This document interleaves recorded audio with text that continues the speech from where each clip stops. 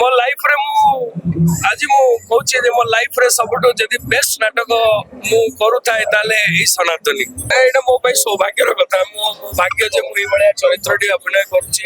ଗୋଟେ ସନାତନ ଧର୍ମର ମଣିଷ।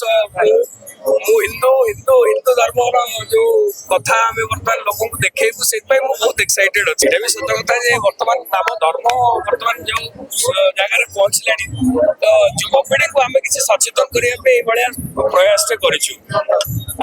ମୋ ମତରେ ଏଇଟା ସମସ୍ତେ ଦେଖିବା ଦରକାର। ବହୁତ ବଢିଆ ନାଟକ। ସମସ୍ତେ ଦେଖିକିରି ଆକୁ ଭୁଲ ବାଟରେ ନବା ଉଚିତ ନୁହଁ, ଭୁଲ ସମାଲୋଚନା କରିବା ଉଚିତ ନୁହଁ। ବରଂ ଆମେ ପଜିଟିଭ କଥା କିଛି ଆଲୋଚନା କରିବା। କେବଳ ନାଟକ, ଯୋଉଠି ନାଟକ ଅଛି ସେଠି ସବୁ କିଛି ଅଛି। ମୁଁ କେବଳ ସେତିକିରେ ବିଶ୍ୱାସ କରେ। ଭଲ ଅଭିନୟ କରିବି, ଚେଷ୍ଟା କରିବି ଲୋକଙ୍କୁ ନିଶ୍ଚୟ ଛୁଇଁବ।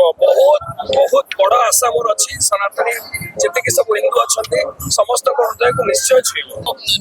ସେ ବାବଦରେ ବି ଆମେ କିଛି ବାର୍ତ୍ତା ଦଉଛୁ ଲୋକଙ୍କୁ ସଚେତନ କରିବା ପାଇଁ। କିନ୍ତୁ ଆଜିକାଲି ହେଉଛି ବୋଝାଳ ହଉଛି, ତାରି ଉପରେ ଆମେ କିଛି କରିଛୁ, ତାର ସମାଧାନ ବି କରିଛୁ, ଆମେ ଦେଖେଇଛୁ। ସେଥିରେ ଭାଇ ସିଂହ ବାହିନୀର ଗୋଟେ ନାଟକ ଏଇଟା 7 ରାତିରୁ 6 ରାତି ହେଇସାରିଲାଣି।